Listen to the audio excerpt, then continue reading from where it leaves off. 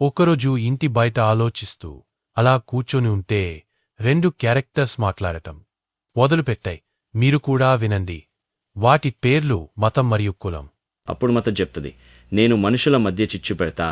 మనుషులు కలుసుకోవాలని ప్రయత్నం చేసినప్పుడల్లా వాళ్ళ మధ్యలో దూరిపోయి నరమేధం సృష్టిస్తూ ఉంటా. నాకు పిల్లలు, ఆడవాళ్ళు అనే సానుభూతి లేదు. అందరినీ చంపే అధికారంలో ఉన్న వారిని వరించుకుంటా. ఎవరికీ అర్థం కాని ఆచారాలను పాటింపజేస్తా. ఎవ్వరికి ఆచారాలు ఉపయోగం లేకుండా చూస్తా. మనుషులు బ్రతకడం నాకు ఇష్టం లేదు. నేను మాత్రమే ఇక్కడ బ్రతకాలి. మతం అడుగుతుంది, కులం నువ్వు ఏమి చేయగలవు ఇక్కడ?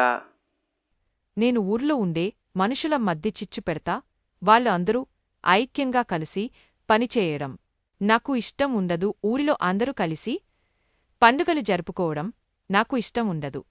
ఎక్కువ తక్కువ భావాలు రేపుతా. ఒకరు సహాయం ఒకరికి లేకుండా చేస్తా. అప్పుడు మతం ఇలా అంటుంది, అయితే మనిద్దరం చేసే పని ఒకటే. నువ్వు చిన్నగా చేస్తావు, నేను కొంచెం పెద్దగా చేస్తాం. 1 నువ్వు ఊర్లో చిచ్చు పెడతావు. 2 నేను దేశ ప్రజల మధ్య చిచ్చు పెడతా. మన అంతిమ లక్ష్యం ఒకటే, భారతదేశాన్ని అభివృద్ధి కాకుండా చూద్దాం. భారత ప్రజల మధ్య గొడవలు పెడతాం. దీంతో వాళ్ళు కలిసి పని చేయలేరు, అభివృద్ధి ఉండదు. కులం అడుగుతుంది, మరి మనకు ఎవరు సపోర్ట్ చేస్తారు? మతం ఇలా చెప్తుంది, రాజకీయం మరియు అందులోని నాయకులు ఉన్నంతవరకు మనకు చావే లేదు. కులం మళ్ళీ ఇలా అడిగింది, మరి మన భావితరం భవిష్యత్తు ఏంటి? మత చెప్పింది, మన వాళ్ళ భవిష్యత్తు గురించి ఆలోచిస్తే మనం అనుకున్న పని జరగదు. అందుకే నువ్వు కూడా ఆలోచించు.